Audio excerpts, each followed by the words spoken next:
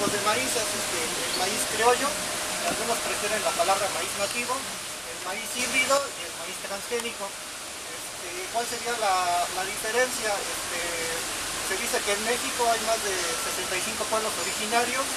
No es una casualidad, pero también algunos mencionan que en México tenemos más de 60 razas de maíz. Eso es algo muy significativo de que los pueblos han ido domesticando su maíz. Entonces, de alguna manera todos los maíces son híbridos. Obviamente el más antiguo sería el maíz criollo o el maíz nativo, porque se dice que en México hay 9.000 años de agricultura. Entonces, en el Museo de Tehuacán o en el Museo Nacional de Antropología, ahí se ven unas mazorquitas de 2-3 centímetros, que obviamente pasando miles de años, pues es el maíz que conocemos ahorita. Son razas, cuando hablamos de razas de maíz, estamos hablando de que a fuerza hay un proceso de selección. Pues yo creo que sería que todos identificamos razas de perros, ¿no? Cuando decimos razas de perros, pues todos sabemos que hay perros de compañía, cazadores, de peleas, de carreras, de todo tipo de perros. Entonces ahí los humanos han metido las manos directamente en la evolución para tener, por ejemplo, razas de perros. Y en el caso del maíz sería lo mismo, o sea, a través de miles de años los humanos hemos seleccionado el maíz, que son los maíces que tenemos ahora. De manera más reciente tenemos los maíces híbridos. Como les decía, de alguna manera todos los maíces son híbridos por la forma de polinización del maíz. Entonces todos sabemos que para las plantas, algunas plantas son muy importantes los polinizadores, como por ejemplo las abejas o los colibríes, son fundamentales para la polinización de las plantas. Pero en el caso del maíz, se dice que es una polinización cruzada. Cruzada quiere decir que el maíz es una planta dioica. Una planta dioica quiere decir que arriba es como si tuviera el maíz, a la hembra. Son lo que conocemos como la espiga, esa sería la parte masculina, que poliniza la parte de abajo, que debería ser lo que conocemos como el enote. Entonces, hay un libro por ahí que se llama Maíz y Capitalismo, historia de un bastardo. Es medio fea la palabra bastardo, pero bastardo quiere decir que el maíz es como si no supiera quién es su papá, porque si estamos en una milpa, una sola planta de maíz puede producir millones de granos de polen. Esos millones de granos de polen pueden cruzar a la planta de junto, a la que está 3 juntos, o a la del vecino. Entonces es como un contagiadero, por eso se dice que el maíz es como si no supiera quién es su padre, porque siempre se está cruzando una planta con la otra, porque esa es la forma de polinización del maíz, que es diferente a la de otras plantas.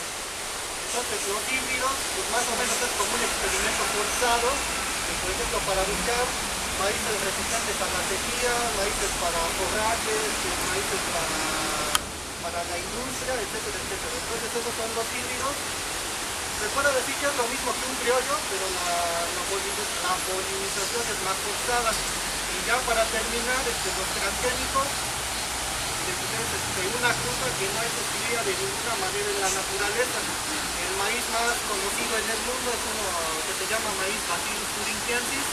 El Bacillus thuringiensis es una bacteria que ya vive adentro del maíz. Eso se hace con ingeniería genética.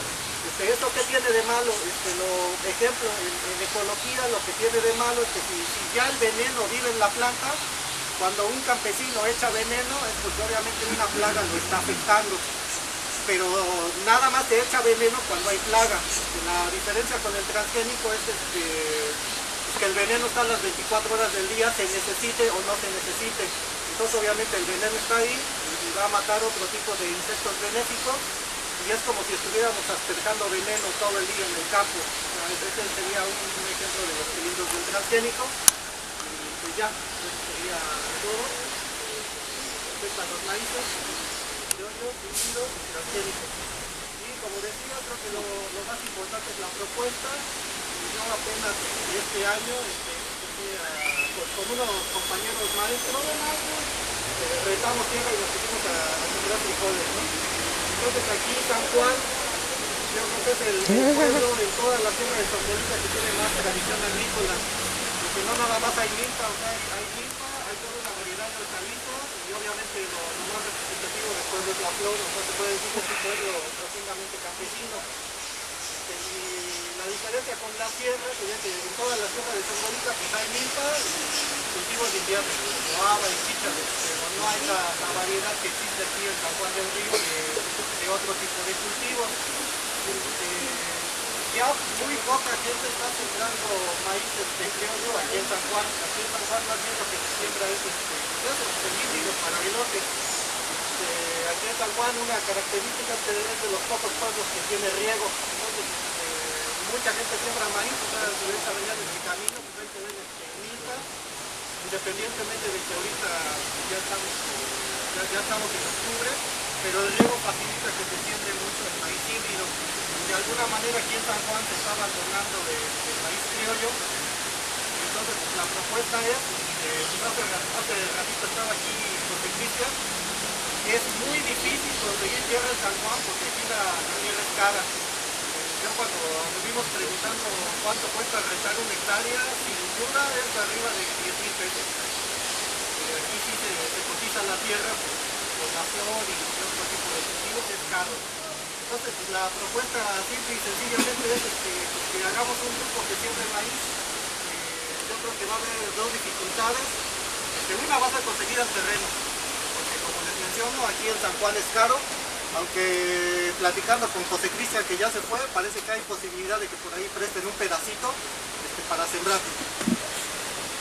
Sí, se usaría en los cerros, es ladero que aquí al lado, y ahí se ven los cenotes y es muy productivo.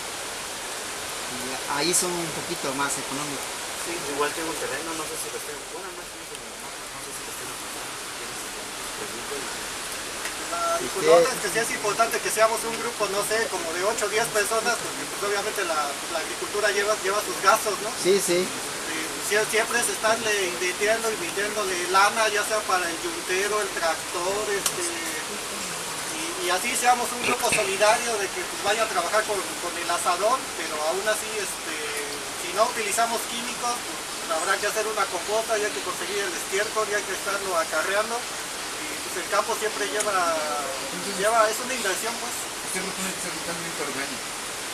Pues a mí me gustaría que fuera orgánico, porque si ahorita empezamos a conformar el grupo, yo creo que hay que empezar a ladillar, porque por ejemplo si se va a hacer una composta, pues, de aquí a que está la composta se va a llevar 3 meses. Si se va a meter yunta, pues eso ya tendría que ser por diciembre, ¿El probablemente. calendario de siembra cuál es la fecha más conveniente para el maíz? Pues ahí hay que platicar con los campesinos, porque si es híbrido, pues normalmente se siembra en cualquier fecha, pero normalmente el criollo es más bien de temporal. El temporal es de marzo y abril. Marzo y abril. Entonces nos daría tiempo de hacer composta. Ah, sí, sí, hay tiempo, hay tiempo. Ahorita para hacer composta hay tiempo para hacerlo. Es marzo y abril, es la temporada más segura. Este año está extraordinario en lluvias, pero también en otros lugares de la sierra ya los campesinos siempre están platica y platica porque ya no le atinan a la fecha de siembra.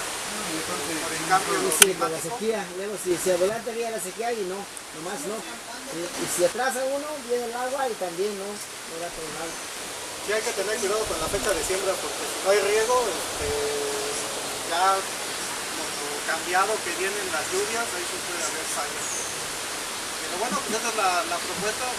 Si hay un registro, pues tenemos que estar en contacto para conseguir el espacio, conseguir la semilla, que creo que ya no es tan sencillo, porque era lo que mencionaba, la mayoría de la gente ya está cambiando a híbrido para elote. Y organizarse, porque por ejemplo ahorita se está muy buen tiempo de hacer el abono orgánico, pero ya después si va a pasar la yunta o eso, sí se destina algo de dinero, por eso mencionaba que sería bueno que fuera de 8 o 10 personas, ¿no? Porque para que la cooperación no se sienta tan feo. Pues aquí en San Juan yo sé que tiene el papá de Cinto, Armando. ajá, Armando por ejemplo, probablemente tenga semilla, suficiente. habrá que ir a platicar con él. Porque yo sé, bueno, ya yéndonos muy lejos, en México, en la capital de Xochimilco, creo que tenían, ¿no? Pero ahorita con lo que sucedió con los temblores y todo eso, Bueno, esa sería otra, porque aquí en la Sierra de Zongolica no creo que esté bien inventariado, pero en el libro del patrimonio biocultural de los pueblos de México, para la Sierra de Zongolica creo que vienen como 4 o 5 razas, pero yo creo que es obvio, pero es obvio que hay más, porque por ejemplo si vamos a Tlahuilco es bien característico porque ahí están los maíces, no sé, mayor a 4 metros y es una zona que se inunda. Ahí está ese maíz, entonces por ejemplo en el patrimonio biocultural, creo que no, por ejemplo no está Tlahuilco. Yo registré un maíz. Y es endémico, o sea, no hay transgénico de plano. Pues no sabemos si es transgénico porque luego la gente cuando compra el maíz en la tiendita, el campesino siempre es curioso, entonces a veces con tal de hacer el experimento se siembra un puñito, ¿no? Sí, sí, sí. Entonces pues ya con que se siembre un puño y es transgénico y se da, era lo que mencionaba, una sola planta de maíz produce millones de granos de polen, ¿no? Entonces ese es el peligro de la contaminación transgénica. Ahora, si ya se da, ya tenemos la composta, ya tenemos la siembra, ¿cómo lo difundirían? Difundir, yo creo que el objetivo central sería como una cosa más de compas, ¿no? Así de que el objetivo pues, es hacer una elotiza y ya, ¿no? Y obviamente conservar la semilla. Y pues obvio, ¿no? O sea, pues si no todos sabemos trabajar en el campo, yo pues hasta este año desempolvé mi asadón, ¿no? Entonces pues, regresar al campo y aprender, o sea, son muchos objetivos, o sea, aprender a trabajar, conservar la semilla, compartir el elote. Yo creo que si hacemos un pequeño proyecto, yo creo que esos serían los objetivos. Yo leí una vez que dice, ¿por qué usted regala sus semillas? Le decía un investigador a un campesino. Y dice, ¿por qué? Porque si ellos siembran mi elote, o siembran los elotes que yo tengo, como se dice la polinización, la semilla, se va a dar mejor mi elote todavía. ¿No sería bueno hacer eso? Compartir la semilla para que se deje el transgénico. Yo creo que ahorita ya va Peña Nieto de salida. Yo creo que ya no va a salir la reforma al campo, pero yo creo que la reforma al campo ya para eso va, ¿no? O sea, quitarle las últimas trabas al ejido para ya hacerlo completamente propiedad privada es lo que falta. Y pues la Monsanto siempre presiona, ¿no? Para aumentar el número de hectáreas que tienen en el norte. Entonces, con transgénicos ya es lo que les falta, ¿no? Yo creo que ahorita ya no le dio tiempo. Los transgénicos ya están autorizados. Pero ganas no les faltan, ¿no? Entonces, ¿cree que realmente aquí el problema ya es presidencial? Sí, y en San Juan pues en toda la sierra se siembra criollo, pero yo siento que aquí sería el municipio donde habría menos criollo, menos maíz criollo, por el desplazamiento de los otros cultivos que sí dejan dinero, las hortalizas, la flor, bueno, deja dinero entre comillas, ¿no? Porque va mal en la agricultura, sales como las gallinas poniendo. Pero pues eso sería una propuesta muy anticapitalista, ¿no? Porque cualquier campesino sabe que sembrar maíz no es negocio, nadie va a hacer billetes sembrando maíz, mucho menos criollo, ¿no? Pero se hace por motivos que no tienen que ver con la economía, ¿no? ¿Tiene un proyecto alternativo a esto? ¿Directo que tenga que ver con el maíz? No, lo que hacemos en Tequila, a veces hemos hecho intercambios de semillas. De hecho, llevamos 5 intercambios de semillas. Por ahí hay una foto de un intercambio, aunque este año no lo hicimos. Yo me interné en la fecha buena, pero lo que hemos hecho han sido intercambios de semillas. Esa foto es de Tlaquilpa. Esta es Tlaquilpa y el don es aquí de Rafael Delgado. Pero sí, intercambios de semillas.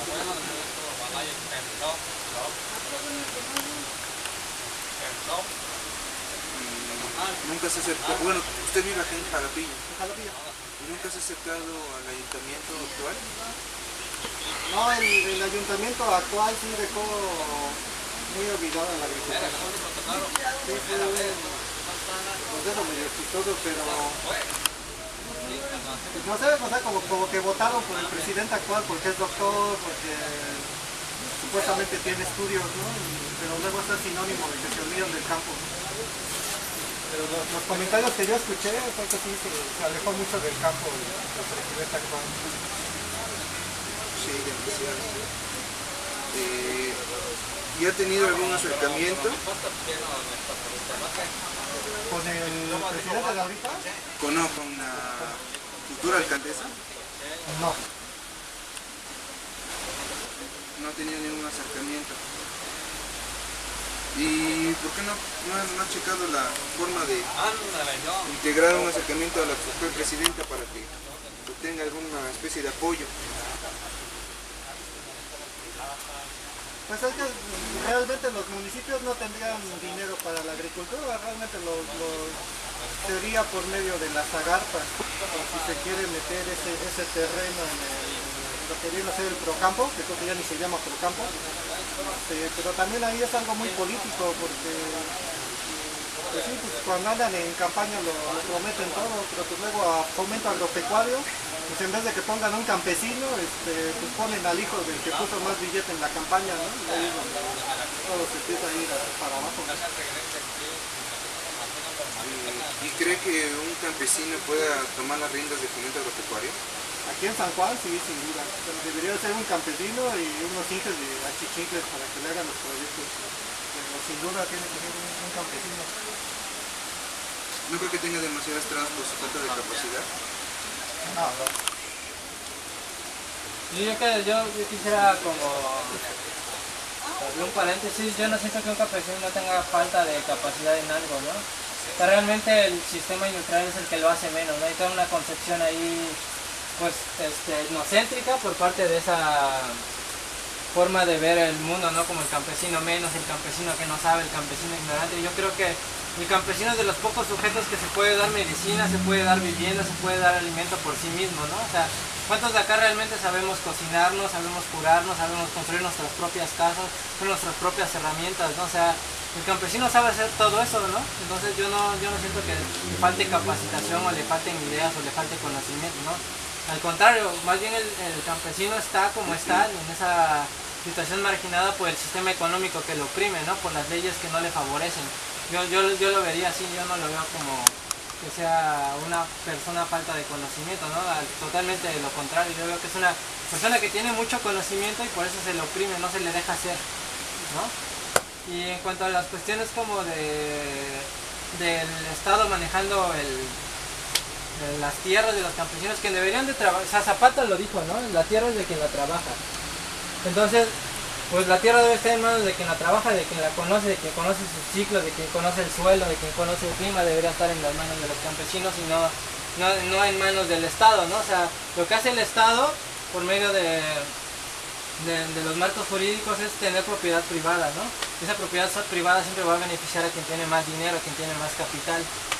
Ahora, con la cuestión del ejido y de las tierras comunales, jurídicamente lo comunal son tierras que el Estado le da o le logra ganar la posesión, la ganan las comunidades indígenas, demostrando títulos de propiedad de la colonia.